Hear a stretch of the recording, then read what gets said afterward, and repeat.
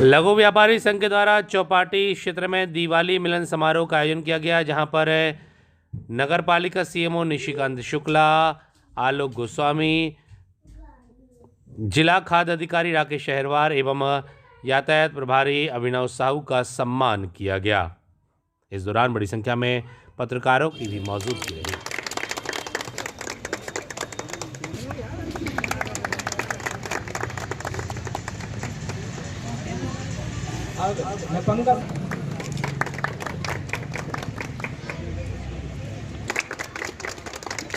श्री देवेंद्र चौबे जी महामंत्री से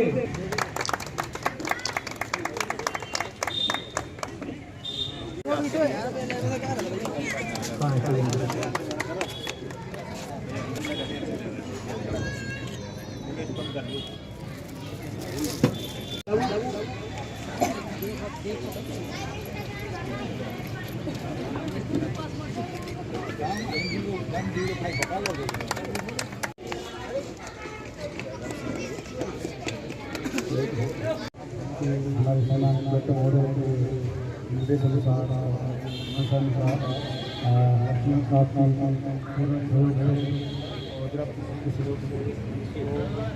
भारत सरकार की योजना चौपाटी को विकसित करें। इसमें कई जो पैरामीटर्स हैं जो खास सुरक्षा के हैं, इसमें जो एक ऑडिट एजेंसी आएगी वो जाँच करेगी, कहाँ कमियाँ हैं, कमियों को दूर करेगी। पिछले 2 साल से लगभग कोविड के कारण आप सभी इन चीज़ों को भलीभांति परिचित हैं कि व्यापारी वर्ग है, खासकर जो लघु व्यापारी हैं, जो फुटपाथ विक्रेता हैं, जो आप ठेले लगा करके जगह जगह पर अपनी बिक्री करते और अपना घर चलाते, बहुत परेशान थे। इस बार दीपावली आई तो हमारे दिमाग में सिर्फ एक ही चीज़ें चल रही थी जो हम प्लान कर रहे थे, इस शहर की यातायात व्यवस्था की दीपावली के समय कैसे रखेंगे जब धनतेरस को हो। आवाज़ आ रही है लास्ट कि किसी की दिवाली फीकी ना रहे, किसी की दिवाली में किसी को कोई ऐसी परेशानी ना हो कि वो सामग्री ले, चाहे गांव के किसी भी कोने से आए हों इधर पास अपनी सामग्री बेचने के लिए, चाहे फूल वाले हों, चाहे आपके बंधनवार वाले हों, चाहे दिए वाले हों, चाहे आपके फल वाले हों, चाहे आपके जो लाई बेचने वाले, सिंघाड़ा बेचने वाले, जो बहुत ही छोटे जगह जगह से आकर के अपनी छोटी छोटी सामग्रियाँ लेकर के बेचने के लिए आते हैं। हमारे दिमाग में सबसे पहले वो थे, उन्हें किसी तरीके से कोई ऐसी परेशानी ना हो जिससे वो सामग्री उसकी पूरी रखी रह जाए और लास्ट में वो मायूस होकर के घर चला जाए। फिर दूसरे हमारे दिमाग में प्लान था कि जो व्यापारी बंधु हैं, जिनकी बड़ी बड़ी दुकानें हैं, जो पूरे दोनों मार्केट की तरफ है, उनको किसी भी तरीके की ऐसी परेशानी नहीं होनी चाहिए कि ट्रैफिक जाम हो जाए, फिर हमें अचानक ऐसे डाइवर्जन करना पड़े कि व्यक्ति अंदर ही न जा पाए और फिर उन्हें कुछ परेशानी हो सामान खरीदने में या उन्हें बेचने में। तो 2-3 चीज़ें हम दिमाग में लेकर के चल रहे थे और उन चीज़ों के ऊपर हमने अच्छे से क्रियान्वित किया, जिससे कि आपने देखा है और आप लोगों को बहुत ज़्यादा सहयोग मिला, पत्रकार बंधुओं का भी, व्यापारी बंधुओं का भी। दिवाली मिलन समारोह के अवसर पर आपने मुझे बुलाया है, इसके लिए मैं आप सभी का धन्यवाद ज्ञापित करता हूँ।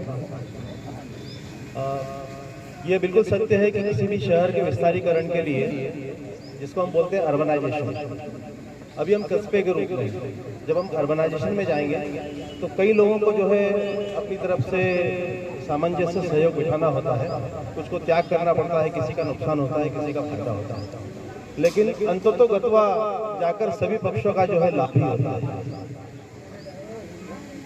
एक शहर के विस्तार को समुचित रूप से विकास को बनाए रखने के लिए जरूरी होता है कि यातायात की व्यवस्थाएं, सड़कों की व्यवस्थाएं सुचारू बनी रहे, आम जन जो सड़कों पर चलता है, वाहन जो चलते हैं, वो सुचारू रूप से बने रहे।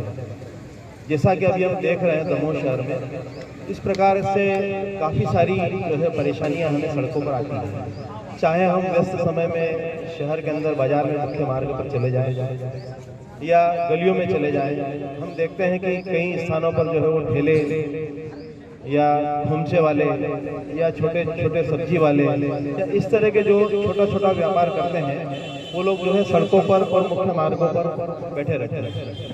और जैसा कि साहू जी ने बताया, ये सत्य भी है। इस कोरोना के पीरियड में, इस कोविड काल के विगत 2 साल में सबसे ज़्यादा नुकसान लघु व्यापारियों को ही हुआ है। जो फुटपाथ पर काम करते हैं, अपना धंधा करते हैं, उन्हीं का सबसे ज़्यादा नुकसान हुआ है।